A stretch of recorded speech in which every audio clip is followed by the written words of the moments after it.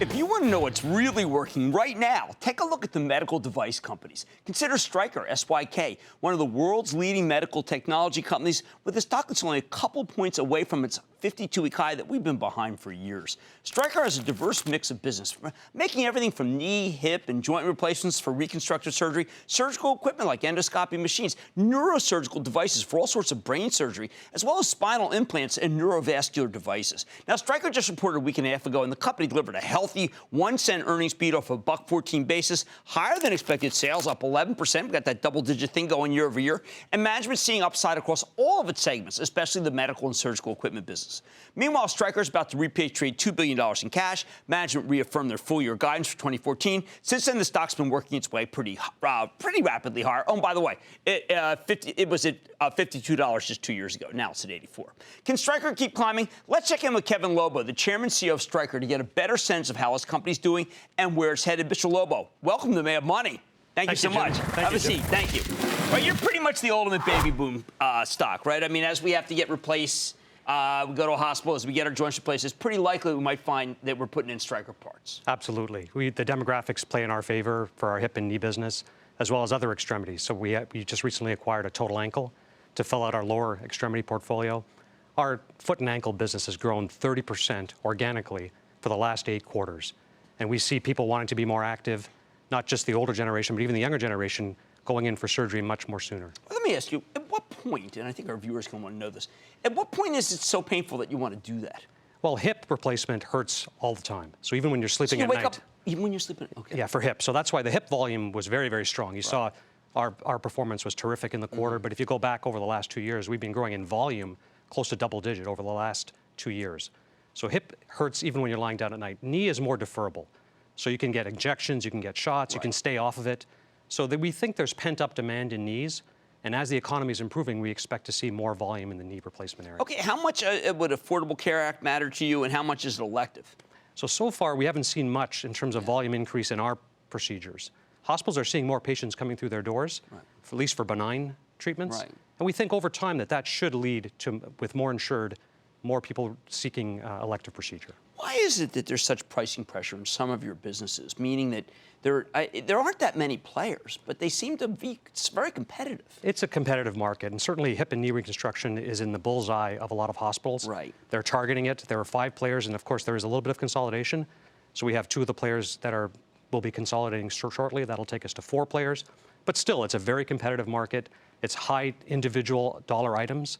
So that's in the bullseye of hospitals. And physicians and hospitals are becoming more aligned, whether they're through being employees of the hospital or working on gain sharing programs.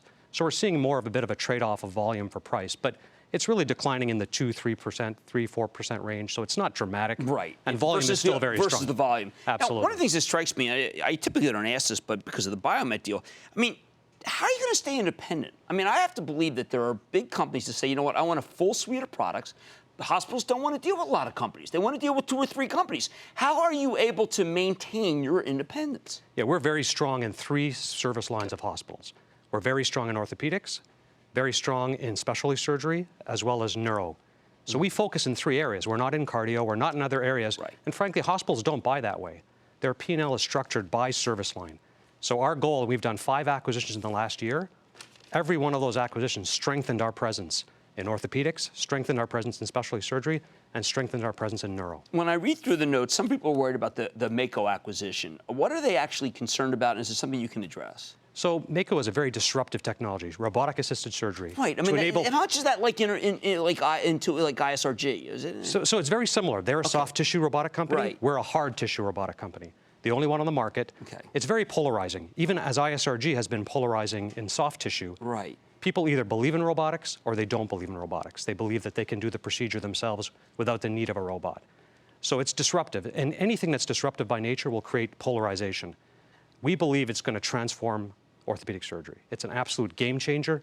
It's going to take us a bit of time. We have to put our total implants, the Stryker implants. Right. We're going to make them compatible with the robot, and they'll be on the robot next year. So we're going to really see the upswing starting really towards the end of next year and into 2016. But we believe it's a game changer. Okay, and which are the joints that it just So done? today it's just done on the partial knee as well as hip, and they're the old Mako implants. We're going to put our Stryker total hips as well as our total knee. And total knee, we believe, is the killer application for the robot. Today, it's not being done on the robot. Right now, they do churn them out, right? I mean, doctor, how many knees do they do in a day? Well, there's a huge variation, Jim. Okay. So you have some centers that'll do 10 or 12 one surgeon can do it in a day, but the vast majority of knee reconstruction is done maybe 20 in a year by surgeons. So so if your hospital gets a Mako, how many can they do? So it's all about having precise procedures. And for the average surgeon, we believe you can do at least one extra procedure in a day. So it enables consistency, it enables the turnover and the changeover of the room to happen very fluidly, precise positioning of implants. Robotics works in all other industries. Yeah, it's kind of late to arrive in healthcare. That's what I thought. So we really believe it's going to be a game changer for the future. Well, you got a great stock. And, you know, it's been a winner this year. It's been a winner multiple years. And it's just because the trends are all going your way. Well, anyway, that's Kevin Lobo, the president, chairman, CEO of Stryker. You know I've been behind this stock for a long time. First time we've seen the CEO. This is a good, solid story, whether the economy slows or stays strong. Stick with Cramer.